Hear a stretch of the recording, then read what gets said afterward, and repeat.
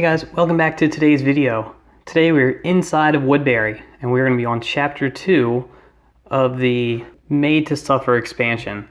This is going to be Escape from Woodbury.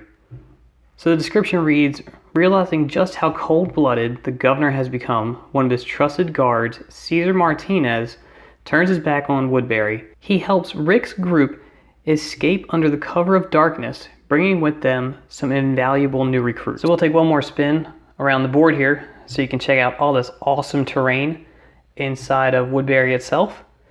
And then we're going to talk about the mission itself. If you want to skip ahead straight to turn 1, you can use the timestamps down in the description to do that. So back here in this corner you saw Martinez and Glenn, and scattered inside of the buildings are some other various survivors that these two are going to have to go and rescue without being seen by the Woodbury guards. Now once we get into that building, then those players become active as well. And then down here patrolling the streets, we're going to have Bruce, Curtis, and Gabe from Woodbury. You can see the light poles. They're going to come into play because night fighting starts out with this game. So everyone can only see 8 inches out unless someone stands underneath of the lamp, and then they become visible from any point on the board. Now the Woodbury guards are all going to be armed with various weapons that we'll talk about as we get to them. Outside of that, Martinez is tooled up with an M4 carbine with a silencer on it. Glenn is just wearing his ride helmet and body armor. And then the other survivors that are inside the building are all unarmed. However, there are 9 total supply counters to start out this game. 1 inside of each car, and then the rest of them are scattered out throughout the buildings. So turn 1, the threat starts out this game on 1. We're going to start out with Glenn, and Glenn is going to make an 8-inch run along the side of this building to get down towards the front, bringing him down here to this corner. And Glenn has the tread lightly special rule, so we can roll the 50-50 die to see if he creates noise during his run. So on a badge, we will not make noise, and a blank, Glenn will create noise. So Glenn doesn't make noise, and noise in this game is important, not because we want to attract walkers, which if you didn't notice, there are no walkers inside of Woodbury at the start of this game. We don't want to create noise and be within 8 inches of one of the Woodbury guards, because then they can act normally. Now we'll go over to one of them, and I'll tell you how their actions are restricted. So now over to the Woodbury team, these guys are considered a sentry duty, and these models can only perform sneak actions and not climb through any windows until an alarm has been raised. There's 3 ways that we can raise an alarm. 1, we can have an enemy survivor, so Rick or Glenn or Martinez or anyone on that team, they have to be in the line of sight, not in any kind of cover. Noise or mayhem has to be created within 8 inches in the current turn of one of those characters, or when the threat reaches high, they can act as normal. But until then, we can only perform sneak actions. So for these guys, we're going to take Curtis, and we're going to have him sneak 4 inches in between these buildings. Alright, so I'm back here to Martinez. We're going to try to take him and attempt to climb over and through this window into the building. So we're going to move him over into contact with the window, and now we're going to roll the 50-50 die to see if he can jump up and then climb into the window. So for the climb test, same as when we rolled the other 50-50 die, bad is good and blank is bad. So Martinez is now going to climb up and through this window. We've got about 2 inches here left on our movement. And then we pull the top of the building off. We're going to move Martinez inside, and with Martinez now safely inside, we find that this building is the infirmary, and we find Rick, Alice, and Dr. Stevens, who now become playable as well. Out here to the Woodbury survivors, next we're going to go over to Gabe. Gabe is going to sneak into contact with the Jeep, and then search the supply counter. And Gabe is going to find an old gun, so we'll put that in his other hand. Alright, so now that these guys down here are playable, first thing we're going to do is take Dr. Stevens and get him to sneak 4 inches forward and search the supply token up here in the corner. And he will find a set of riot gear. So we'll go ahead and equip this.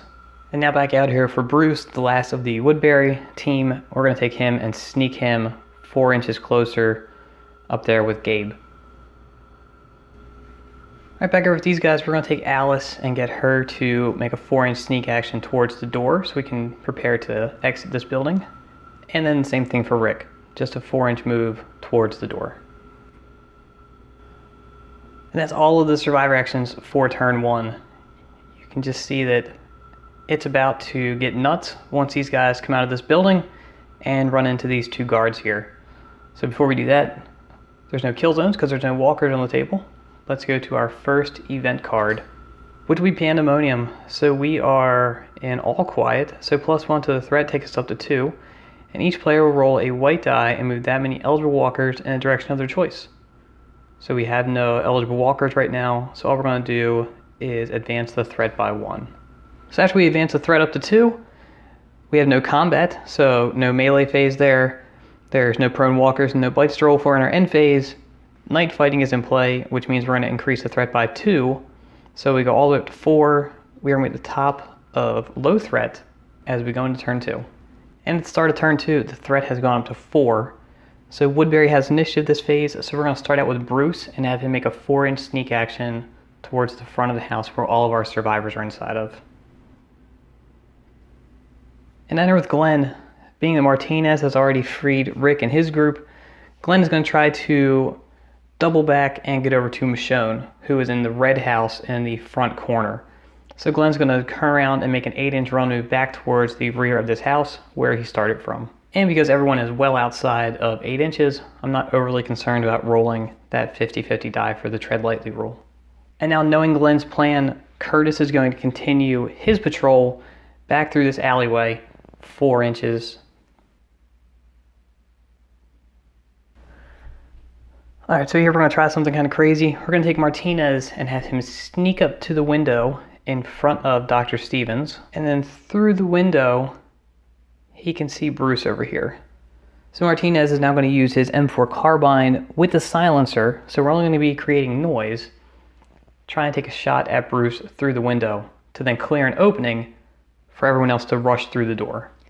So Martinez shooting has a red and a white as his base, and then the carbine will add an extra white to that. It is multiple shot and reliable. So this will be the first shot. And in his defense, Bruce has double red. So the first shot we do no damage, and now for our second shot.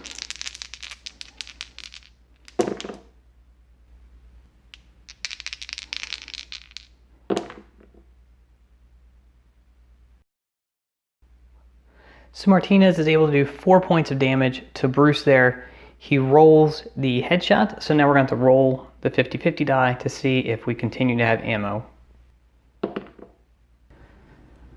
So Martinez makes his shot. He still has ammo left in his gun. Bruce is down to 2 wounds. Gabe is outside of 8 inches, so that noise does not allow them to act normally now. We're still hidden. And now we'll go over to Gabe for the last Woodbury survivor in this turn. Gabe is going to go and make a 4-inch sneak action over towards Bruce at the front of the building. Alright, now that all of Woodbury is gone, we still have Rick, Alice, and Dr. Stevens left to activate. So we're going to open up this door with Alice, and then we're going to try to make everyone else flood out to hopefully get off of the board here. So we'll start with Alice. First action is to open the door. And now with the door open, second action we need to run down the steps, around the police car, towards the trunk here. And a crazy 8-inch zigzag run brings her back down to here. This will, however, raise the alarm, and now Gabe and Bruce and Curtis can all act in a normal manner in their next set of activations. And now after her, we're going to take Rick and have him do pretty much the same, just run down and zigzag back behind her. So Rick makes it pretty much to the same area, right there to the corner. That's his first action. For his second action, we're going to see if he can reduce the threat. Now this version of Rick is the disfigured but determined version, and he is a support character, so he doesn't get to automatically drop the threat. So let's roll the black die here. Badge is good and it goes down. Blank is bad and will stay at 4. So we roll the badge and we will drop the threat down to 3. And now that Rick has calmed things back down a little bit, Dr. Stevens feels comfortable. He's going to go ahead and run out the door and see how far he can get. And he's able to get right there to the corner. And with all the survivors taking their turns there, let's go into our second event phase. And we're going to add 1 to the threat, taking us up to 4. So at low threat, each player moves 1 eligible walker towards the nearest survivor. And again, there are no walkers on the table at this point. So after the event card, we've just raised the threat up to 4, and we have no bites and no prone walkers to roll for. So we're going to go ahead and up the threat by 2 because of night fighting.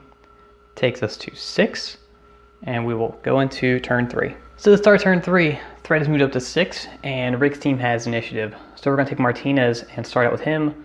First action will be sneak over into the doorway 4 inches, and that puts Bruce right in his line of sight. So we're going to go ahead and take another shot at Bruce. So again, here with our first shot, 2 white and 1 red. And I missed it the first go around. Martinez has a special rule that says wall guard, and it says Martinez and all friendly models within his kill zone may reroll blanks when making a shoot action. So let's reroll that 1 blank. And now for Bruce's defense.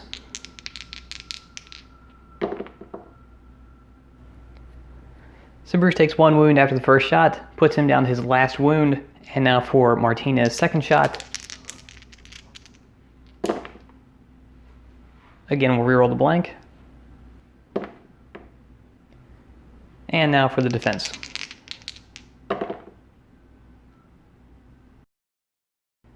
And so Martinez is able to eliminate Bruce from the game. So over here to Woodbury, Gabe can't believe what's going on. He just had 1 Woodbury guy eliminate another Woodbury guy. He's definitely not going to let Dr. Stevens and Alice escape. So he's going to make a run action because Gabe can only move 3 inches by default over here into Dr. Stevens so that he can engage him in melee combat. Glenn back here is going to make another 8-inch run action across the backside of the buildings over to here. And on the other side, Curtis is going to come around and get him now. So for Curtis, he is going to make a 4-inch sneak action through the alleyway. And for his second action, Curtis is armed with a 12-gauge shotgun. He is going to take a shot at Glenn. So Curtis shooting has a white as his base, and the shotgun adds a red to that. However, Glenn is wearing ride gear, which says that the opponent must discard 1 die of their choice. So we're going to get rid of the extra red from the shotgun, and we're going to be rolling a white for his shooting against the white for Glenn's defense. So this will be the shot first. And now Glenn's defense. So Glenn is wearing the ride helmet, but that only prevents the headshots in melee combat. So Glenn's going to take 2 wounds from that, and because we're shooting the shotgun within 6 inches, it's going to knock him down. So he's laid prone as well. So Glenn is down to 2 wounds left. The mayhem caused by that is going to raise the threat by 1, so we are now up to 7. And back around to this side of the board, we've still got Rick and Alice left to activate. So we're going to start with Alice and have her again make an 8-inch run towards the wall because the wall is our escape edge. So she gets almost there, and we'll finish out here with Rick. Rick is going to search the supply token on the back of the police car there and find a crowbar. So we'll go ahead and give that to him because he was unarmed. And for our second action, we definitely want to rescue Michonne. I don't know if it's going to happen with Glenn, who's back there dealing with Curtis. So Rick is going to run around the front of the police car and try to get towards that red house and wind up down here. So we still have no kill zones to check for. We're going to go into our next event card. And our next event card is going to be the herd. So we got all these event cards have to deal with walkers, but we have no walkers on the board at this point. So we are in low threat. If they were there, we were going to move them all to 1 central slot, but because they're not, we're going to continue on with our game. So we do have melee this phase, so we will up the threat by 1 to 8, and we're going to have Gabe against Dr. Stevens.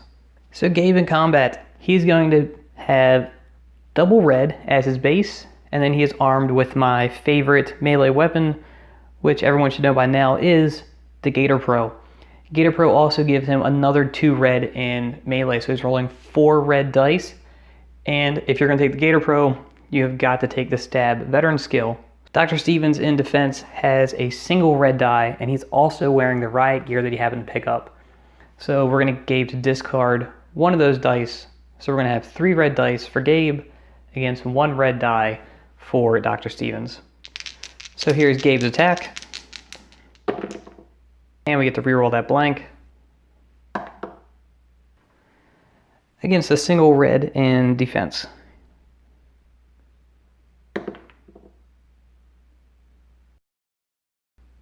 So Gabe's able to destroy Dr. Stevens there in combat, which isn't really a surprise. He's down 3 wounds, leaving him with 1 left. And at the end of the turn here, we have no bites and no one prone. Well, no walkers prone. Glenn is knocked down from getting blasted with that shotgun. This is what our board's going to look like. So we're going to up the threat by 2 to 10. And we're going to go into turn 4. So here at the start of turn 4, the threat has made its way up to 10. And we're going to start out with the Woodbury team. So Gabe has gotten Dr. Stevens backed into this corner here. And the first thing he's going to do is use his old gun that we found inside of the Jeep to take a shot at Dr. Stevens and see if we can get him off of the board here. So Gabe's shooting is going to have a white as his base, and he would get an extra red for the old gun, but because Dr. Stevens is wearing that riot gear, we had to discard one of the dice. So Gabe is just going to be shooting with his base of white, and Dr. Stevens will be rolling a red in defense. So we'll roll both of them at the same time.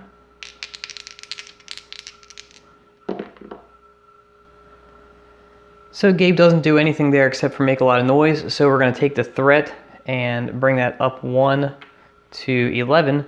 And the old gun is unreliable, so now we're going to have to roll the 50-50 die, and on a badge, we're going to be able to shoot it again, and on a blank, the gun is going to jam, and we're going to have paperweight. So for Gabe's second action, he is now going to go and engage Dr. Stevens in melee combat. And now on the Rick's team, we're going to come around to Martinez and get him out of that building. So he's going to come and run 8 inches down the steps and move over here just in front of Rick.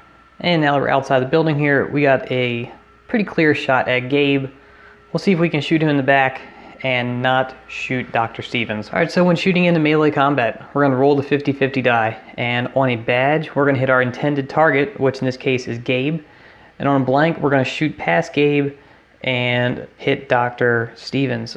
So we're going to hit Gabe. So remember, Martinez shooting, we're going to have 2 white and 1 red. And don't forget, we get to re-roll the blank. And for Gabe's defense, he actually has double white.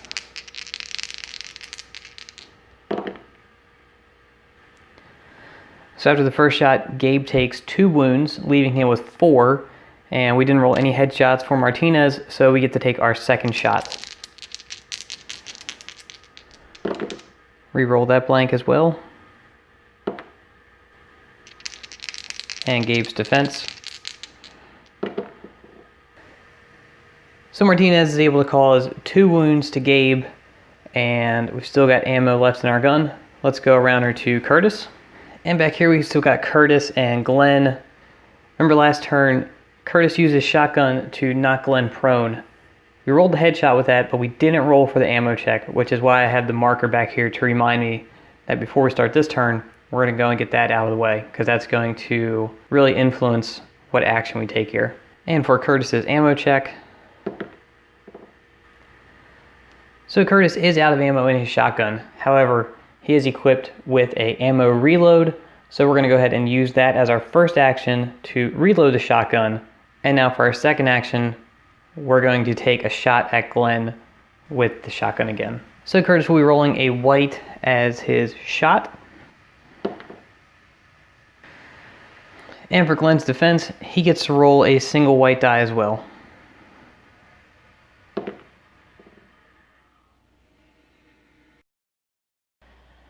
So Curtis is able to go ahead and eliminate Glenn from play. Now he only beat him by 1 success. Glenn had 2 wounds left, but because he was prone, we only had to beat him in that roll.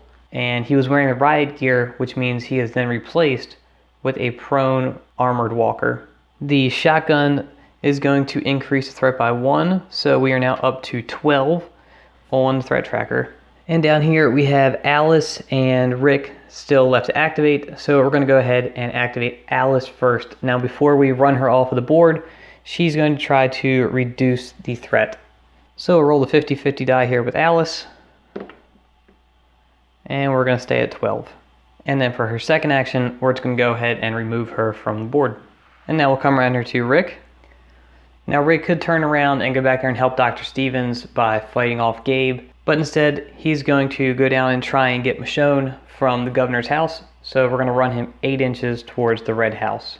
And in the next turn, he should be able to make it to the door and actually enter inside. Still got 1 action left with Rick. We may as well go ahead and try and lower the threat again. So Rick is able to bring it back down to 11. And that's all of our survivor actions for turn 4. So let's go into our event card. And we have There's a Storm Coming. So +1 to the threat takes us to 12 in medium threat. And we're going to have Tension reaches a fever pitch, add +1 to the threat again, up to 13. And draw 2 more event cards, applying the results 1 at a time. Alright, so the next event card. Places to hide. All threat levels shuffle back in discarded lurker cards, which we have none. Then a number of walkers enter play. Instead of placing on the board edge, they can be placed anywhere inside of a building, but outside of a survivor kill zone. Number of walkers placed depends on the current threat level. We are at medium, so we're going to roll a red and a blue.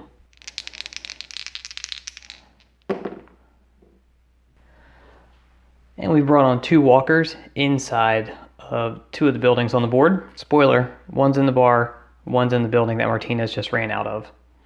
Second card, Surrounded, +1 to the threat, so we are at 14, officially in high threat now. Player with initiative, which is the Woodbury team, must choose 1 standing survivor, friend or foe, place the kill zone over that model, and then blue walkers enter play. And we're going to place them around the edge of the template. You know, things were looking so positive there. So we're going to take Martinez and place that kill zone template, and then we're going to place 3 walkers just outside of that. So with the event phase finally done, if you see the There's a Storm Coming card come out of there, you know you're about to get screwed. We can now go into the melee phase. So we're going to increase the threat by 1 yet again to 15. And we're going to have Gabe against Dr. Stevens. And we got Gabe with his Skater Pro again, rolling 3 red dice. And we're going to choose not to re-roll anything this turn. And Dr. Stevens in return gets to roll 1 red.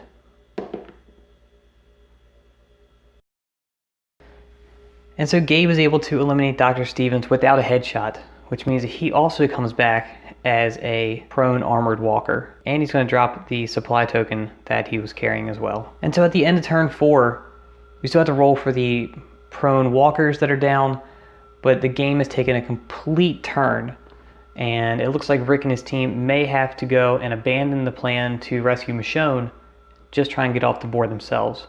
We're going to have to increase the threat here by 2 because of night fighting still in play, and that's going to take us all the way up to 17. So it looks like turn 5 will probably be our last turn. Let's go ahead now and roll for these prone walkers. So let's go ahead and roll for these prone walkers. And again, badge is good and the walker will stay prone. Blank is bad and the walker will stand back up. And now for the prone Dr. Stevens. And so here at the start of turn 5, the threat has ratcheted all the way up to 17. So Rick is now faced with the moral dilemma of, does he try to get himself and Martinez off of the board to score a draw? Or does he continue to go after Michonne and hope that they can reduce the threat between the 2 of them enough to get her off the board and allow her to get to her escape edge?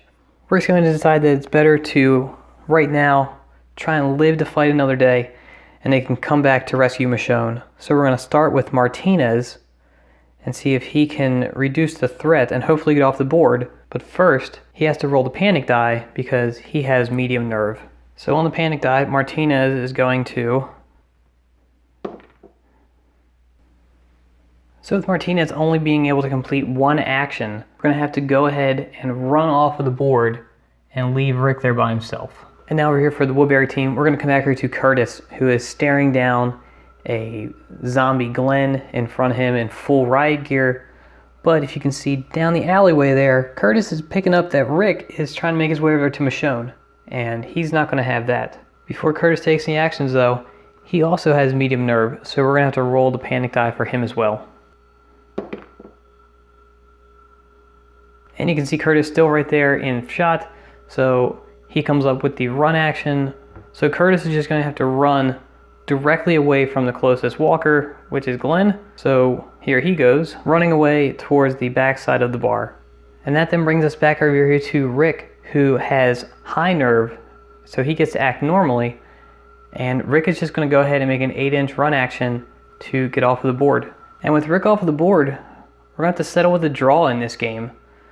So we were able to get Rick, Martinez, and Alice off of the board, but we lost Glenn and Dr. Stevens along the way, and Michonne has been left inside of the governor's house down here. So hopefully we'll be able to figure out what's going on with her in our next chapter to this expansion. I hope you guys liked this episode. Had a lot of tension. The fourth turn went really crazy with all of the event cards that came out, and the threat just got way out of hand. But this is a great looking table, a lot of Blackslate Studios terrain out there, and just some corrugated cardboard is what made up these walls here. So I hope you guys like this. Make sure you go over and subscribe to the channel. We're coming up on 300 subscribers, and that'll be another milestone for us. We should be having some cool products to review here coming up, and there will also be a discount code available as well for you guys. So make sure you subscribe, because you don't want to miss that when that's announced, and we'll have new products to review that coincide with that discount code coming out. So for now, this is going to be it. Like I said, draw in 5 turns. So I'll see you guys in the next battle report.